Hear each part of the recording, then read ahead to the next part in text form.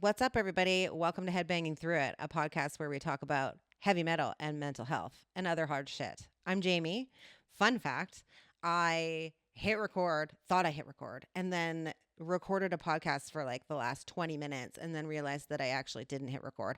So this is take 2, and I'm kind of annoyed at this point because I was like really getting into the grit of like having a conversation about what my topic is today, and then realized that I wasn't recording it. So that's how we're starting off this show today, with like a ranty, angry Jamie who was like mid fucking talk and then realized the whole thing wasn't there. So that's great. I don't know how your guys' day is going, but that's mine. I also have my neighbors next door have like some friends visiting with a dog that just keeps whining and barking. So if you hear whining and barking in this podcast, it's because they locked him inside and he's unhappy. It seems to have stopped for a minute, so we'll see how long that lasts for. Yeah, I also went to the gym this morning and there was like, it's summer, right? It's summer, you guys. Everyone's out. The kids are out. The highways are busy. There's people fucking everywhere. I live in a small little Kootenai town. It's close to the Alberta border. There's people from Alberta everywhere. For some reason, we get a lot of people from Ontario out here.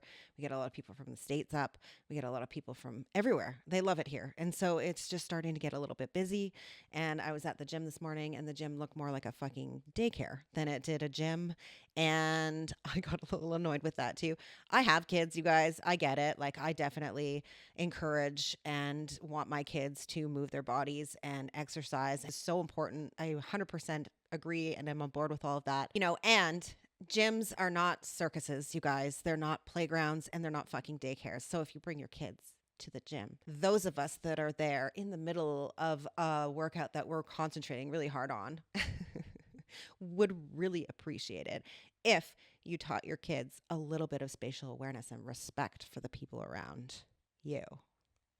That's my rant for kids in the gyms. Just because there's parents there doesn't mean that they can do whatever the fuck they want. Like, okay, if you're going to bring your kids, teach them how to be respectful. Don't slam shit around, and don't set up this close to the person that is doing a workout in the back and then start smashing things around and being a fucking crazy person. So rude.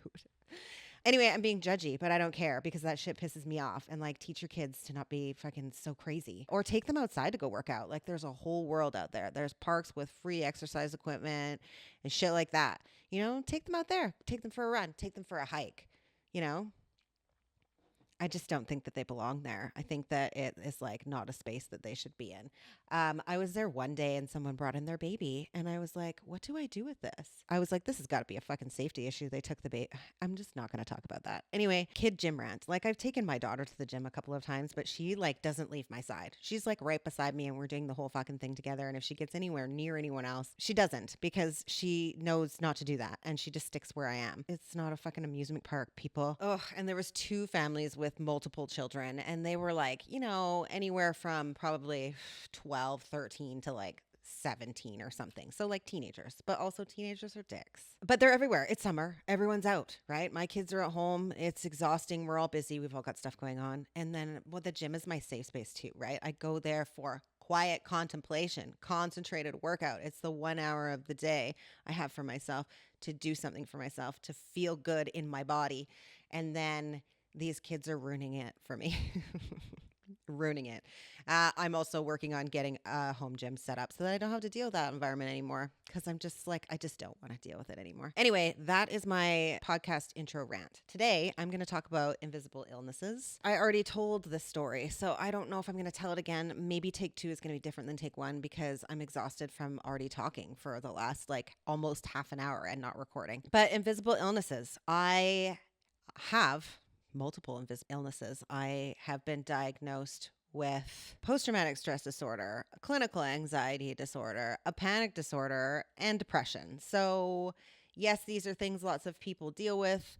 Do you guys talk about it regularly? And if so, what's the feedback you get on it? I would love to hear what your experiences are surrounding having conversations and discussing mental illnesses and mental health diagnoses, and what are people going through? Because for me personally, I feel like it's exhausting to have conversations with a lot of people that just dismiss them as something that we have just like created in our own minds. Mental illnesses aren't real. If it's a mental illness, it's something that you've created in your own brain, and therefore you can just stop it, right? Just stop. Just stop doing whatever you're doing that's making you that way, and then it will stop. I think that whole mentality is really sad because if you have been through a mental illness of any kind, you know that you don't have control over it. And things happen without you knowing, and it takes a lot of work to figure out how to move through it. And there are lots of different things that we can try and we can work on, we can do. And at the end of the day, I'm not sure that there's a cure for any of it. Can I just stop myself from having anxiety? Well, I do try. And no. And even after extensive therapy, I have learned that there are pieces of what I have been through in my life and what my nervous system has just like logged permanently that is gonna probably have lingering effects on me for the rest of my life. Do I get a say in that? Unfortunately, I don't, you guys. I would love to just like loudly say to everybody that has been through a mental illness or has a mental illness or is struggling with mental illness that I fucking see you guys. I see you guys. I feel all of it. For all of you that have been dismissed by somebody that you love or even someone that you just met and don't really give a fuck about, I feel that too. It is really hard to talk about things that are a big deal to us and then have people look at us like we're just fucking crazy. I'm not a crazy person. I can't just swish off the pieces of my brain that do these things on like autopilot. I've worked really hard over the last 10 plus years to lessen some of my symptoms, reprogram my brain, try and get my nervous system back to a point where it isn't automatically sending me into these spaces of panic. There's just not an answer for how we just like eliminate all the things. And for people that don't know what it's like to go through things like this, I just want to say that we are not making it up. We are not creating it, and we are not making it worse. I'm sure that there are people out there that embellish, that do take it and move it over the top and use, certain aspects. I honestly think that the people that have been clinically diagnosed with mental illnesses and mental health issues, we're not the ones that are embellishing it. I think the people that think that they have something or find similarities in some of the things that we discuss and latch onto it and then self-diagnose are the ones that are embellishing that and dramatizing it and making it seem like it's a bigger deal or more, woe is me and victimizing it than the people that are actually existing in it. I would also like to just throw that out there and tell people to keep that in mind. There are people that lie about stuff. There are. I think it makes it harder for those of us that aren't lying about it and not embellishing it and not dramatizing it to get acknowledgement, right? And validation and feel seen in what we're going through. That's unfortunate. I think there's a lot of that in lots of areas and layers and aspects of the world just across the board. Some people lie. Some people are full of shit. I think for the most part, people are good and want to do good and want to help. I mean, those are things I'm also working on in therapy. I'm a cynical human being based on what I've been through in my life. And I'm working on, trying to see the brighter side, the good in people rather than the bad. It's an active exercise, you guys. That if you've listened to my previous podcast about cognitive processing therapy, you will have learned a lot about what I've been through in that program and how I'm trying to shift my brain into these different spaces because I've seen a lot of bad things. I know bad things happen. I know the world is full of bad people and bad things happen every fucking day across the board. Every day. Fact. No exceptions. And good things happen also. So after working in emergency services for years and years on end and only seeing bad things repeatedly happening all the time, it's hard to remember that there's also good out there. It's easy to look at the cloudy stuff because it's so much louder. And when that takes over your world, it's really easy to only acknowledge that those things are so much more obvious. And I think because they hold a lot more pain and a lot more fear and a lot more of those like big dark emotions that they're just like more predominant. It's just like a lot louder in my environment when something like that happens. And that is just because my nervous system is super fucked up. I'm laughing because that's what I do. I laugh at my trauma. Anyways, invisible illnesses, that's what I'm talking about today, you guys. I want to know if anyone out there has had similar experiences. Do people dismiss you? Do people roll their eyes? Like inadvertently roll their eyes though? Like try not to roll your eyes, but also like they're looking at you like, okay, yeah, you have anxiety. Okay, we all have anxiety. I had a meeting with my daughter's middle school a few months ago. She's struggling in math. She's 13. Math is fucking hard. We had a meeting. There was like a conversation about levels of stress and anxiety. I gave them a bit of a background on me. I grew up with 2 police officers as parents and in an environment as a child that was very likely like extremely elevated by undiagnosed post-traumatic stress disorder. Both of my parents were diagnosed later in life with post-traumatic stress disorder. And I can imagine, and I know, because I also have been diagnosed with that, how it impacts the people around you. So 4 kids in that house, a lot of amplified emotions and levels of stuff from my parents' careers. So I know now as an adult that being raised in that environment, I already had elevated nervous system issues. And then I went into a career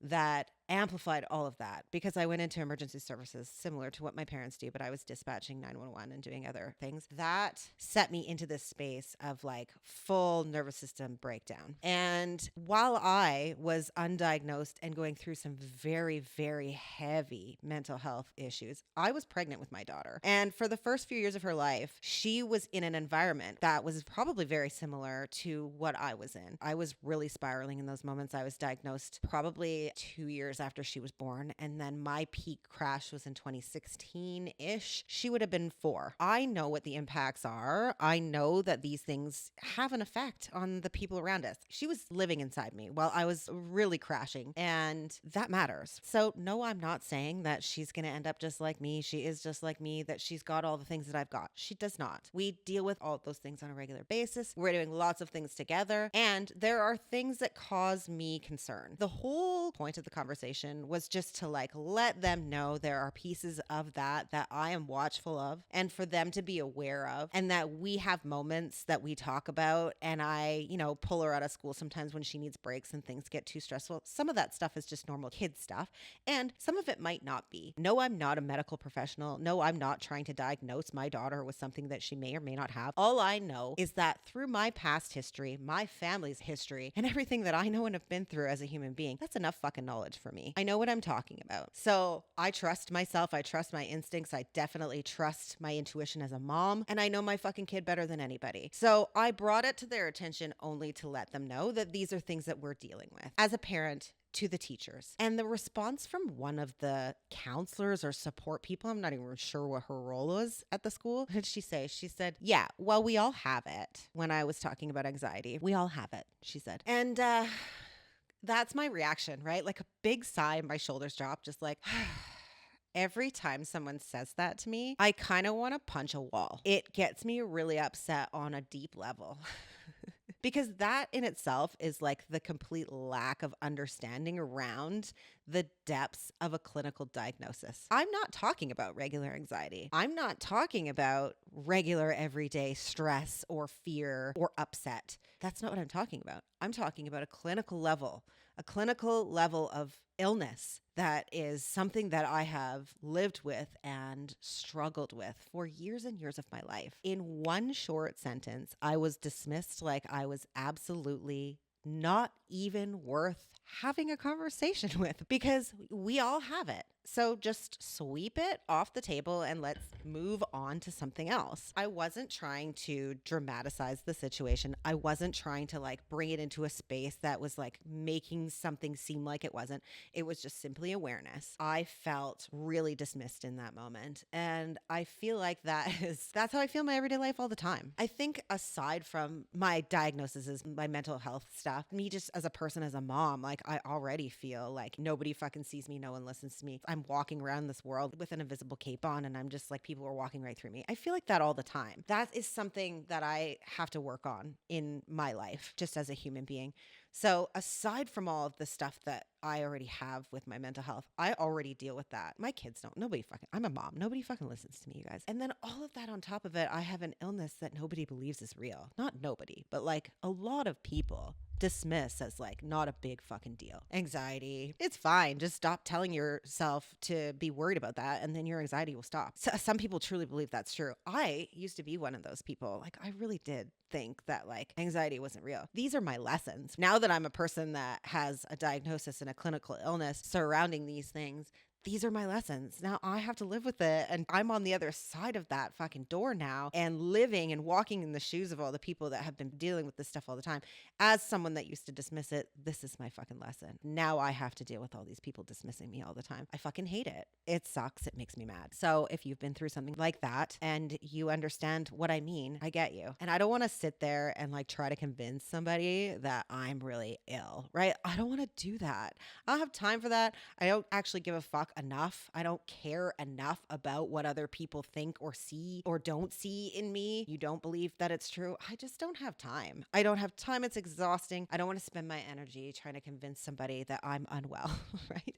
And also, like, people see me out. Oh, you're dressed, you're showered, you have makeup on, your hair's done, you look fine. Everything must be fine. That mentality all the time as well. My best friend has a brain injury. She has a medically induced neurological brain injury. And I will have a full episode on that one day because her story is very interesting. I want to have her on the show. I've talked about her multiple times. I just have to get her out here. Unfortunately, it's a very controversial topic because she was injured by her COVID vaccine and it nearly fucking killed her. So a lot of people don't want to hear about that and they don't want to talk about it and they don't want to believe that situations like that exist and that there are actually things that we weren't told during a really scary time of our lives. Anyway, that's a story for a different day, but she has been through hell and back. She's 5 years into this injury now and not a single part of her has recovered. She has ways to alleviate symptoms. She functions in her life to a degree. Her whole fucking world is flipped upside down. I don't know. I mean, medicine can change and the world can change and things can change at any moment. And I always have hope for her because I love her more than anything else on this planet. But I don't know if she will ever reach a state of full recovery. People see her out in the world all the time. Not all the time because she doesn't leave her house very much. But when they do see her, you know, people check in with me all the time. It was a very big deal when she got injured and a lot of people in this small community heard about it and found out about it. We talked about it quite a bit. So people ask me about her a lot when I'm out and like, oh, I saw her. She looked great. You know, she was at the grad parade with her daughter and she was down at the park. She looked amazing. She must be doing better. They don't know. They don't know that she has to take a shitload of heavy medications, really fucking hardcore meds, just to leave her house, just so that she can attend functions, just so that she can be out in society with people. And then the downside of that and the fallout of that is days and days and days on end where she's in bed and recovering and not able to move, right? So invisibility in that aspect as well. You see someone, they look like they're doing great, they're smiling, they're moving around, they're functioning, they seem happy, they must be great. As a society, we do that a lot. We are just like, oh, you say you're fine, you look fine, everything's fine.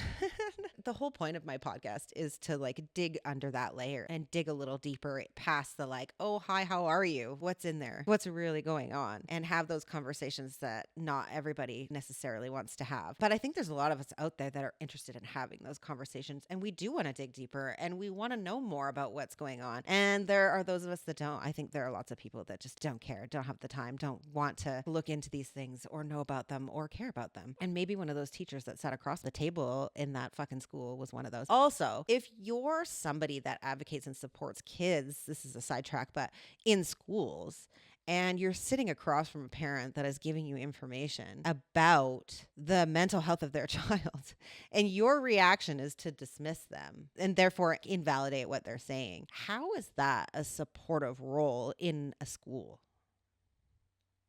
Just a question.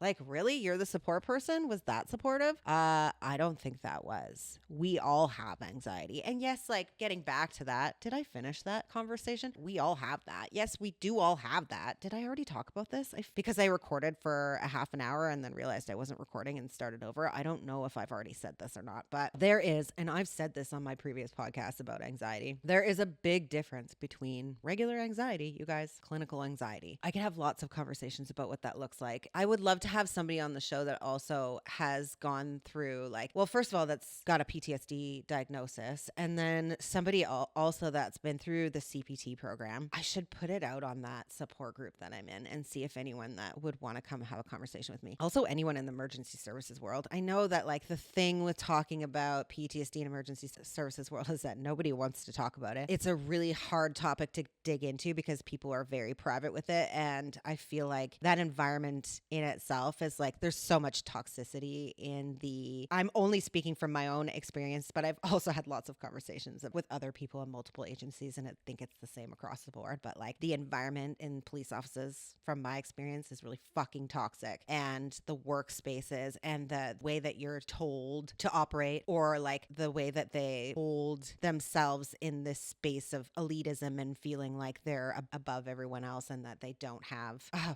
God, that's another podcast. I don't even want to get into that. But with that whole world, it's like Fight Club, right? Like the only rule about Fight Club is you don't talk about Fight Club. That's what it's like in the police offices. The only rule about the police offices is that we don't talk about our weaknesses. We don't fucking talk about it. And if you talk about it, then you're out of this club and you're not allowed back in. Throw them to the wolves, right? Like we will cut you out. We will fucking take you down, and we will spend all of our spare time making sure that no one believes you. Too, we'll cover it up and we'll try and make it look like you never existed. And it's terrifying in there, you guys. I have so many conversations that I could have around the things that I saw in there and the things that I was a part of too. I mean, I'm not completely innocent in all of that. I got wrapped up in a lot of it. I made some really poor choices. It's fucking gross. All of it, like the whole thing. I wish I could erase like huge pieces of that from my life. Unfortunately, I can't. But I am very open to having conversations about all the bullshit that I saw in there. So if anyone has similar stories that they would like to discuss, please hit me up. Anyways, invisible illnesses and like the lack of acknowledgement and dismissiveness and dealing with all of the things that we go through on a regular basis. It's exhausting. I don't really like care to have repeated conversations with people that just look at me like I'm fucking crazy or making shit up, or that I'm dramatizing it, or that I'm like making it seem like something bigger than it actually is. No, I'm not doing that. My life has been really fucked up in a lot of ways with the things that I've been through. I have told myself for years on end that it isn't that bad and that there's lots of worse things going on in the world, right? Like, I mean, I don't have cancer. I don't have this. I don't have terminal illness. I'm not dealing with like all these other things, you know, and I downplay it a lot. I have downplayed it a lot in my life and learned through years and years and years of therapy that the significance of it is a lot bigger than I gave it any attention to. And I'm learning now just the level of impacts that it's had on my life without letting that take over my life too. I'm still driving this fucking bus. I have moments where I jump off it, honestly. I'm like, I'm not going on this ride anymore. I'm just going to go fucking hide under a tree. And it sucks. I don't know how to get through it, really. I'm just kind of making these decisions as I go along. I'm choosing different things as I move through it. I don't know what I'm doing. I'm just picking the thing that feels right in the moment. And I don't have a lot of advice for people other than we all have to move through it in whatever way we can. And I hope that when people dismiss you and make you feel like you're not valid,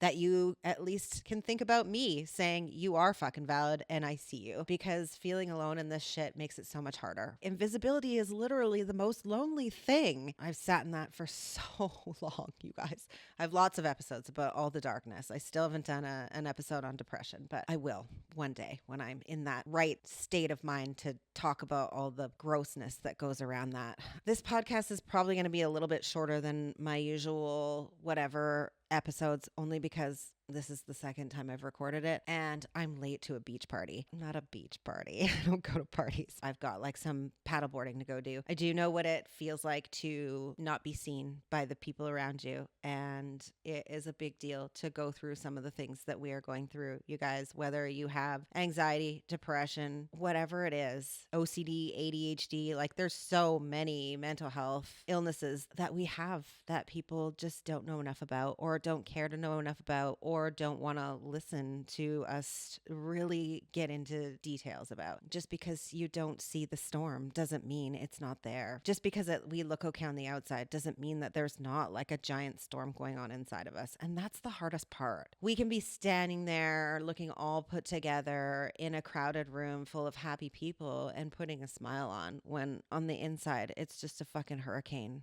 of doom that we are just like holding ourselves together, trying not not to crash down around you. You don't see that. We're the only ones that know that that's going on. We're the only ones that see that piece of the illnesses that we are battling. So it's really hard to explain to people that haven't been through it. How do you explain that to somebody? I think that if you've ever been through grief, if you've ever been through anything hard in your life, and you think about that experience and how hard it was for you to go through it as a human inside your own body and what your mind was doing and your thought patterns and so forth, on some level, maybe as a human, you might be able to relate to feeling a little out of sorts about something that has gone on that you don't have any control of, that is just sitting in your body. I guess that's the best way that I can explain it. For me personally, there are lots of other illnesses, like my best friends that have lots of physical symptoms that people just don't see too. Internal pain is also a thing, you guys. Lots of people are going through things, and lots of people are on lots of meds for lots of things too, right? And there's different answers for everybody. I definitely don't have the answer to what I'm going through. I've tried lots of things. I've talked about that in my episodes too. I definitely don't have advice for anybody. My advice is